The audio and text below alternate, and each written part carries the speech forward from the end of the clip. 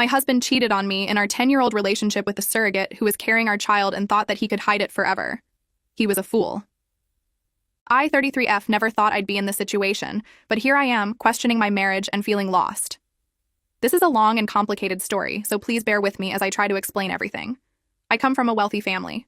My father is a successful businessman, and I've always had a privileged life. I received a good education and never really wanted for anything. Despite this, I always tried to remain grounded and see the best in people. 6 years ago, I met Alex at a restaurant where he worked as a waiter. I was instantly drawn to him. There was something about his warm smile and kind eyes that caught my attention. We started talking, and I found myself visiting the restaurant more often just to see him.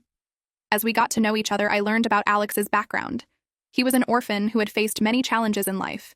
He'd worked hard to make something of himself, and I admired his resilience and determination. Despite not having much, he always had a positive outlook on life. Our friendship quickly turned into something more. We started dating, and I fell head over heels in love.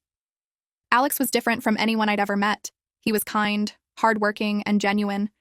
I felt like I could be myself around him, without any pretenses or expectations. After about a year of dating, I knew I wanted to marry Alex. When I told my father about my intentions, he was not pleased.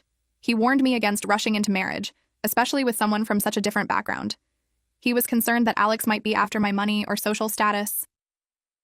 I tried to explain to my father that Alex wasn't like that.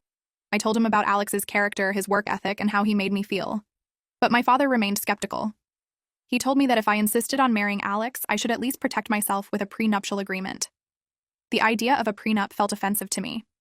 Alex had practically no assets, and I felt like asking for a prenup would be insulting to him.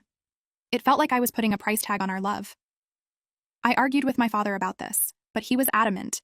He even went as far as to threaten cutting me out of his will if I didn't agree to the prenup. I was torn. On one hand, I didn't want to upset my father or risk my inheritance. On the other hand, I didn't want to start my marriage on a foundation of mistrust. After much deliberation, I decided to talk to Alex about it. To my surprise, Alex was understanding about the prenup. He said he had nothing to hide, and if it made my father feel more comfortable, he was willing to sign it. We agreed on a temporary prenup that would dissolve after 7 years of marriage. With that settled, we got married after 2 years of dating. It was a beautiful ceremony, though I could tell my father was still not entirely happy about the union. Nevertheless, I was overjoyed to be starting my life with Alex. After the wedding, Alex moved into my apartment. It was a big change for both of us, but we were excited to begin our life together. I helped Alex enroll in a diploma program to further his education. I paid for his tuition and covered all our living expenses since Alex's income from his part-time job wasn't much. The first year of our marriage was blissful. We were happy and in love, enjoying our time together and dreaming about our future. We decided to start trying for a baby. I've always wanted to be a mother, and Alex was excited about the prospect of starting a family. However, things didn't go as planned. Month after month passed, and I wasn't getting pregnant. We tried everything, tracking my ovulation, changing our diets, even trying alternative therapies. Nothing seemed to work. Finally, after almost a year of trying, I got pregnant. We were overjoyed.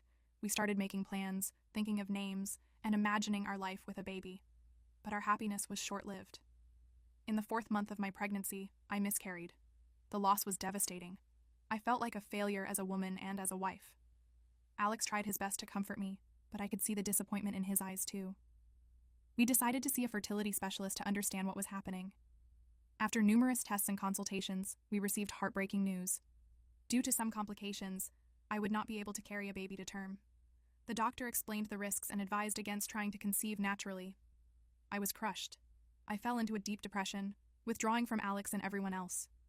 I felt like I had failed him, failed us. Alex tried to be supportive, but I could sense his frustration and disappointment too. For the next few years, we tried to move on with our lives.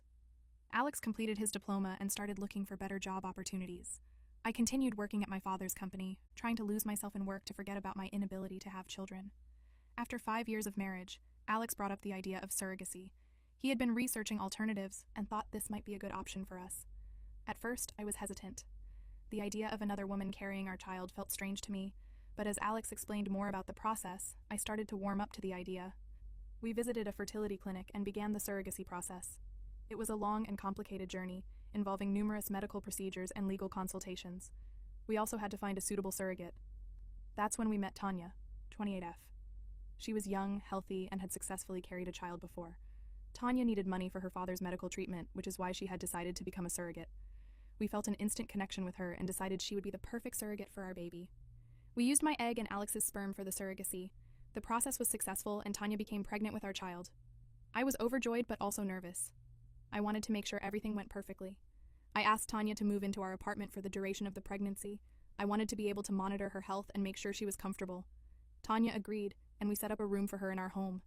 At first, everything seemed fine.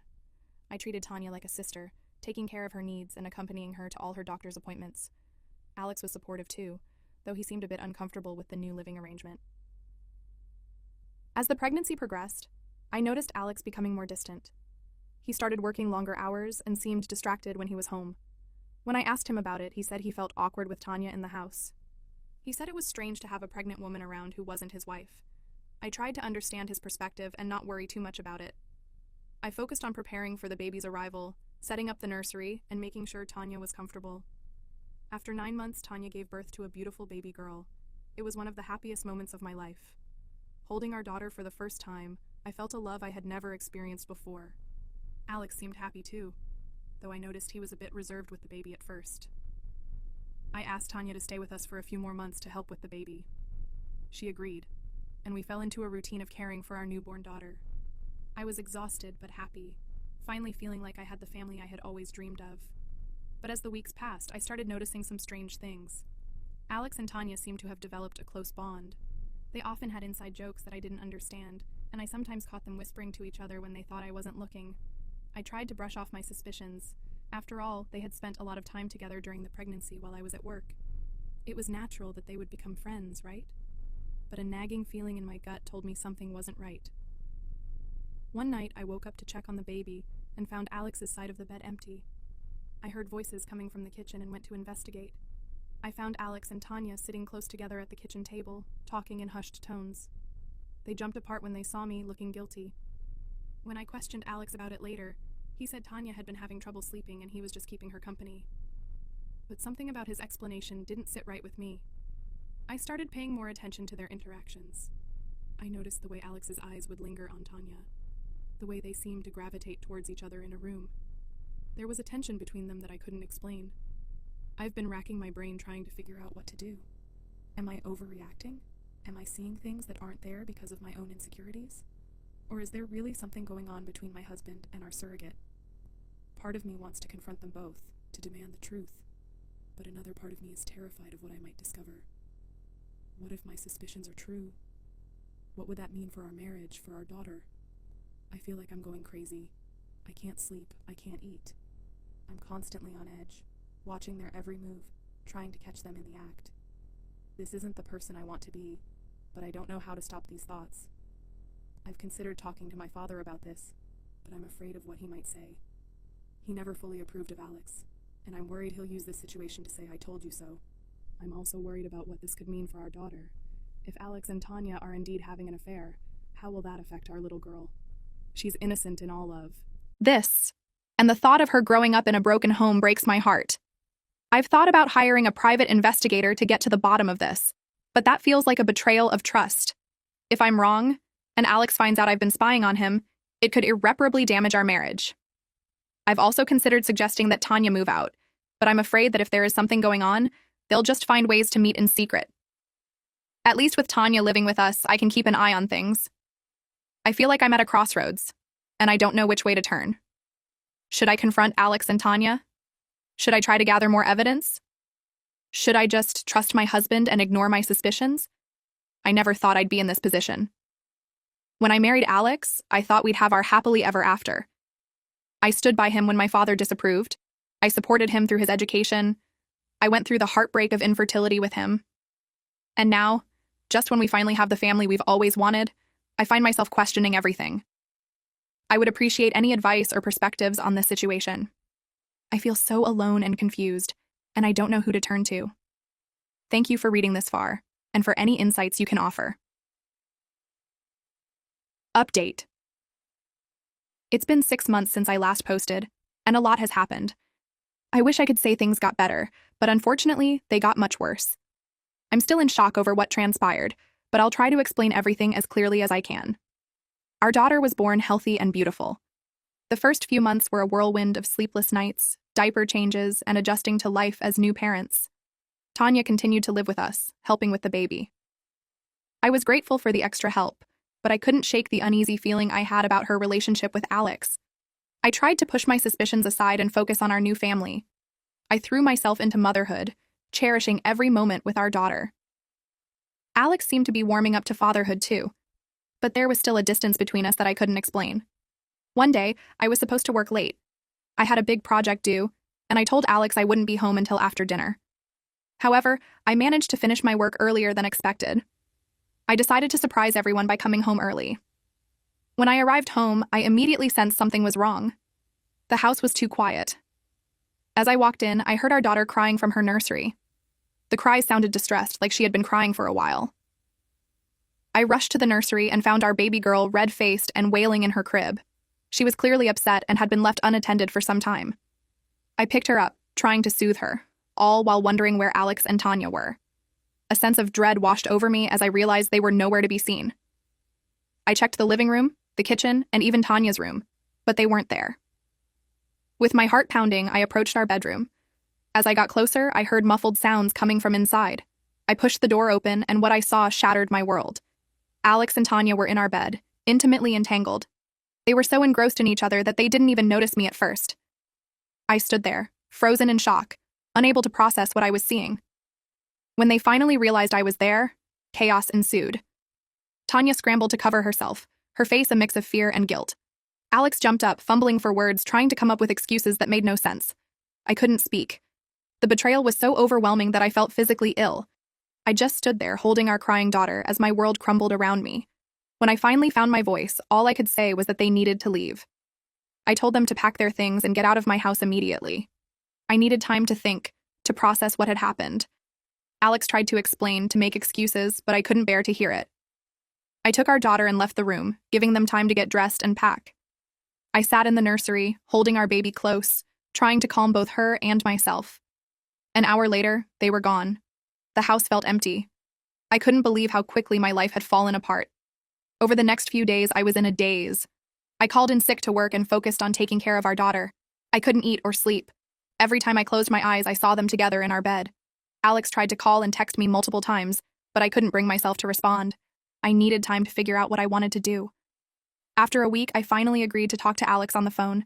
I asked him what he wanted, hoping against hope that he would beg for forgiveness, that he would choose our family. His response left me cold. He told me without a hint of shame that he was in love with Tanya. He wanted her to live with us, to be a part of our family. He even had the audacity to blame me for his infidelity, saying that my focus on the baby had pushed him away. I was stunned by his selfishness. How could he think I would ever agree to such an arrangement? How could he blame me for his betrayal? I told him that was absolutely not an option. Our marriage was over. I couldn't trust him anymore, and I certainly couldn't live with the woman he had cheated on me with. After that conversation, I knew what I had to do. I contacted a lawyer and filed for divorce. It was a painful decision, but I knew it was the right one. I couldn't stay in a marriage without trust or respect. The hardest part was figuring out what to do about our daughter. Despite everything, I didn't want her to grow up without a father. After much deliberation and discussions with my lawyer, I agreed to a 50-50 custody arrangement. It broke my heart to be away from my baby girl for half the time, but I believed it was in her best interest to have both parents in her life. The divorce proceedings were difficult. Alex fought me on every point, trying to get more than his fair share of our assets. I was grateful for the prenup we had signed, as it protected most of my assets. Still, it was a long and draining process. Throughout all of this, I struggled with intense feelings of betrayal and self-doubt. I kept replaying every moment of our relationship, wondering if there were signs I had missed. I questioned whether I had done something to drive Alex away. But as time passed, I realized that Alex's actions were not my fault. He made the choice to betray our marriage vows. He chose to have an affair with Tanya, disregarding the impact it would have on our family. I also had to deal with the added pain of Tanya's betrayal. I had welcomed her into our home, treated her like family. The fact that she could do this to me, to our daughter, was almost harder to bear than Alex's infidelity. My father, when he found out what happened, was furious. He wanted to cut Alex off completely, to fight for full custody of our daughter. It took a lot of convincing to get him to understand why I had agreed to shared custody. The hardest part was explaining the situation to friends and family. I felt humiliated having to admit that my husband had cheated on me with our surrogate. Many people were shocked, offering support and condolences. Others, I could tell, had suspected something was going on. As for Tanya and Alex, last I heard, they were living together. The thought of them raising my daughter half the time is still painful, but I'm trying to come to terms with it. I've made it clear to Alex that Tanya is not to play a motherly role in our daughter's life. She may be present, but she is not to be introduced as anything more than Alex's partner. These past few months have been the hardest of my life. There are days when I can barely get out of bed, when the pain and anger threaten to overwhelm me, but I'm trying to stay strong for my daughter. She needs me to be the best mother I can be. I've started seeing a therapist to help me process everything that's happened. It's been helpful to have someone to talk to, someone who can help me work through my feelings of betrayal and loss. I'm also focusing on rebuilding my life. I've thrown myself into my work, finding solace in my career. I've reconnected with old friends and tried to build a support system outside of my marriage. On the days when I don't have my daughter, I feel lost. The house feels too big, too empty. I'm considering moving to a new place, somewhere without the memories of my life with Alex. As for the future, I'm taking it one day at a time. Right now, my priority is being the best mother I can be to my daughter. I'm not ready to think about dating or finding a new relationship. The thought of trusting someone again seems impossible right now. I know I have a long road ahead of me. Co-parenting with Alex and having to see Tanya during handovers is going to be challenging, but I'm determined to make it work for my daughter's sake. Looking back at my original post, I realize now that my instincts were right. I should have trusted my gut feeling that something was wrong, but I can't dwell on the past. All I can do now is move forward and try to create the best life possible for myself and my daughter. To anyone who might be in a similar situation, trust your instincts. Don't ignore the red flags. And remember, you deserve to be with someone who respects you and your relationship. Thank you to everyone who offered advice on my original post. Your support meant more than you know. I'm still navigating this new reality, but I'm hopeful that brighter days are ahead.